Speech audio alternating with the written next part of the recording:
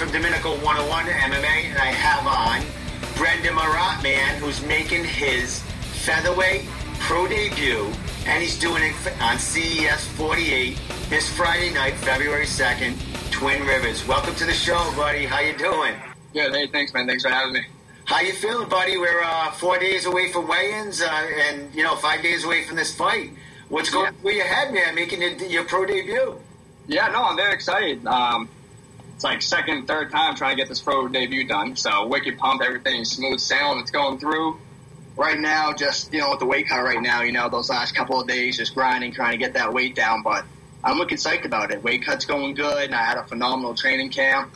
It's gonna be a good fight. Excellent. So now you train out of Professional Martial Arts Academy. That's in New Hampshire, correct? You're from the Hampstead, New Hampshire area? Yeah. I'm from New Hampshire. School's in Derry. I have a location in Plaistow also. So. Excellent. So what's the demeanor around the gym? I know you said you've been trying to get this pro debut done. You were supposed to fight for Combat Zone a couple of cards ago. Were you going to make your pro debut then, or were you still going to have one Miami fight? Yeah, I was going to make the pro debut, and we're about a week out, and my opponent just kind of fell off the face of the earth. So that sucked. And the fight before that was going to be my last amateur fight, and then that just didn't happen. Went through 2-3 opponents again. So this time everything went smooth sailing. Excellent. Well, when you hit the pro ranks, they kind of make sure that contract signed and that opponent's going to show up. Yeah. Did that have something to do with you turning pro? I've already proven. I mean, you held the Combat Zone featherweight amateur title. Was this something you said? I'm not going to mess with the Amis. I have enough under my belt, and my camp saying, let's go. Let's not screw with this Amis anymore. Yeah. So after, like you said, my last amateur fight I had with Duma, sadly, lost that one, but I was going to go for one more fight after that AMI just to get, I was exposed to my wrestling game. So I went back to the drawing board, worked a lot on that. And then fight fell through. We're like, all right, I worked in the wrestling, worked a lot, everything. Advanced so much from that fight. We're like, where else can we go from here? You know what I mean? You might as well just go pro. Excellent. And you did mention John Duma, who did challenge you for that belt. And, a great fight. And John Duma actually, made his pro debut for CES. It was basically his next fight. I think after your fight, he made his pro debut, and he's very successful. He's 2-0 actually now with 2 finishes. So you're kind of right there. You're making your pro debut right after, and how is this feeling to you? What has changed as far as the preparation? Has anything? I mean, you were supposed to make your pro debut for a Combat Zone, but now you're doing it for CES. This is basically, the cream of the crop. Not that Combat Zone isn't a great organization, but, with the success that CES has made with their fighters making it to the UFC, how is this any different? What's going through your head now? Yeah, well, it's definitely more serious because, amateur between pro, they're throwing contracts in your face doing that, so everything is more like settled in, more serious, which is cool.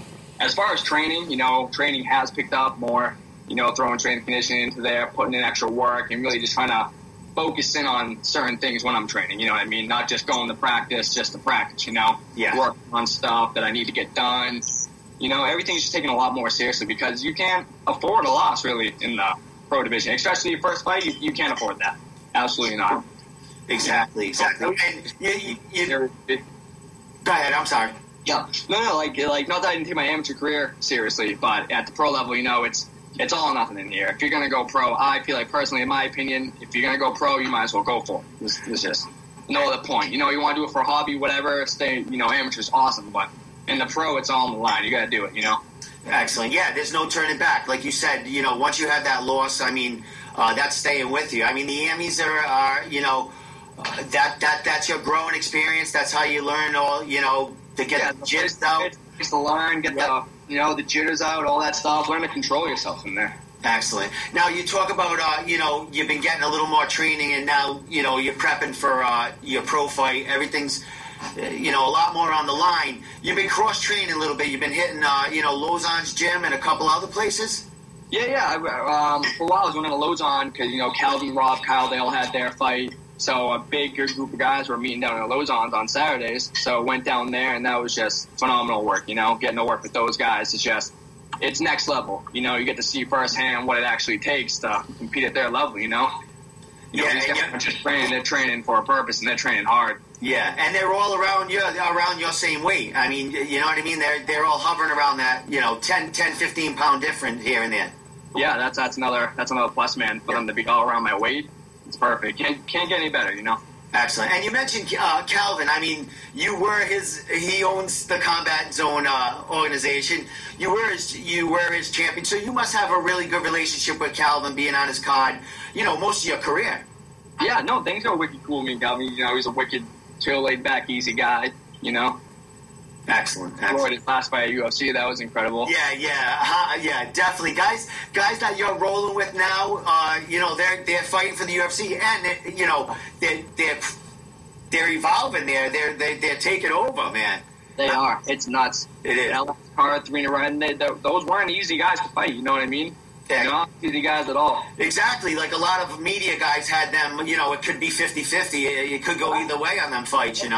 Yeah, I feel like a lot of people had them more picked for underdogs. But, Excellent. And what a way coming to New England, get on that card. We have three big wins by guys that are all around your area that you've rolled with, most of it. So great. I mean, what a path they're kind of paving for the newer pros in New England with all the. They're definitely paving a path for New England MMA. Yes, they definitely are. Especially, you're rolling with them, big opportunities with, I've talked to other young fighters. I mean, we got that, Tuesday night contender series. We got these new shows coming out.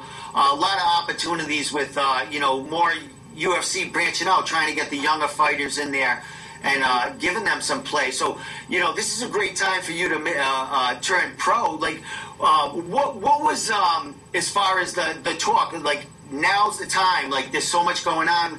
Was that what was going on with your coaches, like, and yourself? Like, let's go get it, man. Time is now. Yeah, time's never really been a problem. I'm very young. Yeah, 21. You're what, 21 years old? 22 this January. So, all right. So still wicked young. And like you said earlier, it was just, it was more or less after we were going to get one more amateur fight in, just because we worked on a bunch of stuff, and we're going to go test it.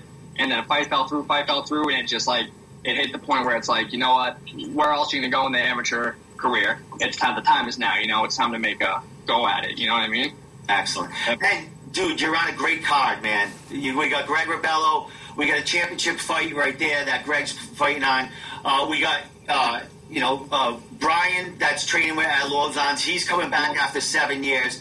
You're rolling with these guys. This is going to be a kind of like a big time party for you guys, for the Lozons and the MMA community. A big card like this. Right? Yeah. No, I feel like the card's definitely stacked. I'm wicked pumped to see Greg Rebello fight for that heavyweight. That's going to be awesome. That guy puts people to sleep.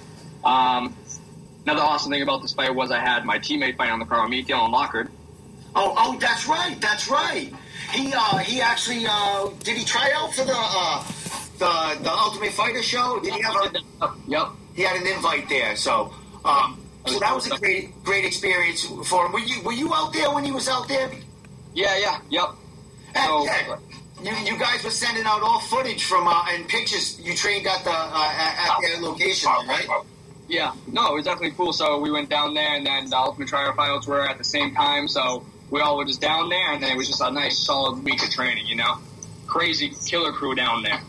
And yeah, exactly. All the killers from New England. I mean, you had everyone down there, so it must have felt like really comfortable, a real special time. It was a good place. Get some nice hard work, and just everyone around you. So it was nice and smooth. And you're around, you're in that atmosphere. This is where the UFC's based, and see UFC fighters walking around the place the whole time. Like, yeah, it's crazy. It's cool.